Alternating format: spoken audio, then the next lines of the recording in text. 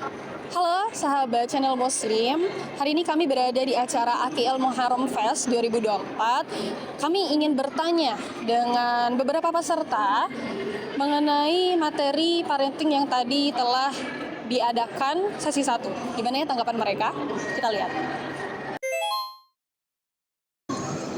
Ternyata benar-benar sih parenting itu sangat penting, dan terutama tentang gadget untuk anak di bawah umur itu pengaruhnya sangat besar.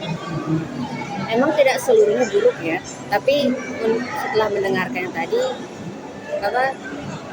ternyata sebanyak itu dampak buruknya dibanding dampak yang baiknya. Ini pencerahan buat terutama yang generasi muda ya, bahwa mereka harus benar-benar belajar bagaimana jadi orang tua, bagaimana jadi seorang ayah, seorang ibu gitu. Itu penanaman ini memang harus dari dini gitu. Bagus sekali. Cepatnya, maksudnya sedini mungkin ya, sedini mungkin, terutama di usia setelah kita mengalami puber.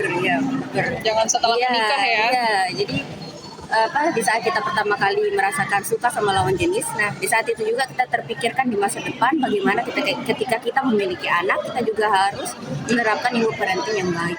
Ya, harusnya dari awal sekali, dari dini ya gitu. Kalau udah jadi orang tua telat. Iya telat ya. Jadi idealnya betul-betul harus dipersiapkan ya sebelum menikah. Ya. Jadi mereka lebih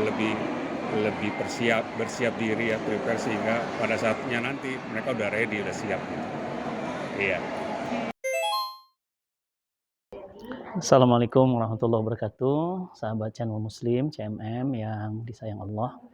Di usia berapa sebenarnya seseorang itu harus belajar parenting? Sebenarnya belajar itu dari mulai buayan sampai liang lahat. Artinya dari mulai kecil kita tidak akan pernah berhenti belajar. Tapi di usia berapa sebenarnya seseorang itu siap untuk menjadi ayah? Justru sebelum menikah. Agar apa?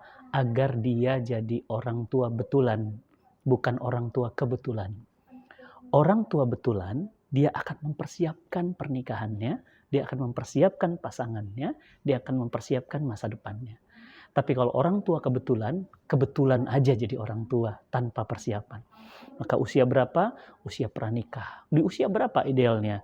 Di usia 20 sampai 25 tahun adalah saat yang paling tepat untuk kita belajar parenting, untuk menjadi ayah, menjadi ibu, meskipun belum punya anak.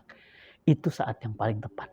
Jadi jangan terlambat belajar agar jadi orang tua betulan, bukan kebetulan ya. Jadi banyak sekarang orang tua yang gagal, tidak dekat dengan anak, bahkan konfrontasi, konflik dengan anak. Kenapa? Karena jadi orang tua kebetulan. Mudah-mudahan kita Allah jauhkan dari itu semuanya, insyaallah. Iya, Masya Allah ya, kalau kita bicara tentang Quran itu kalau istilah saya itu kayak peta. Dalam hidup itu kita butuh peta, jangankan dalam hidup, buat nyari jalan aja, buat nyari alamat aja kita butuh peta. Kalau enggak nanti kita bisa nyasar. Nah, apalagi dalam hidup, ya kita nggak tahu tuh 1 menit ke depan apa yang akan terjadi dalam hidup kita, dalam hidup anak-anak kita, suami kita, istri kita, atau keluarga kita. Nah, karena kita nggak tahu dan kita ini lemah, mata kita terbatas, kemampuan kita terbatas, maka kita butuh yang namanya peta. Nah, peta itu adalah Quran. Jadi kalau nggak ada Quran, percayalah keluarga pasti akan ambiar. Tapi kalau ada Quran yang kita jadikan peta, walaupun di depan itu masih gelap, percayalah Quran itu nggak mungkin akan nyasarin kita. Dia pasti akan nunjukin kita ke jalan yang benar. Ihdinas siratal mustaqim. Bagaimana Quran bisa memperkokoh kehidupan keluarga? Al-Quran huda linnas wa bayyinati minal huda wal furqan. Quran itu petunjuk jalan.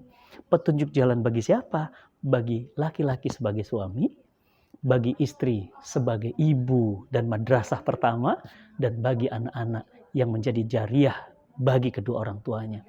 Jadi Quran itu merangkum semua, merangkum petunjuk buat ayah, buat istri, buat ibu, dan buat anak-anak. Jadi bagaimana Quran menjelaskan itu semuanya? Quran menceritakan ada pola model seperti Fir'aun, kita nggak mau. Quran menceritakan model seperti Nabi Nuh, kita juga nggak mau. Kita dinampakkan pola yang indah, yakni seperti keluarga Nabi Ibrahim, Ismail, Bunda Siti Hajar, dan baginda Nabi SAW. Maka itu panduan kita. Jadi Quran menjelaskan panduan, begitu banyak pola-pola model yang ada.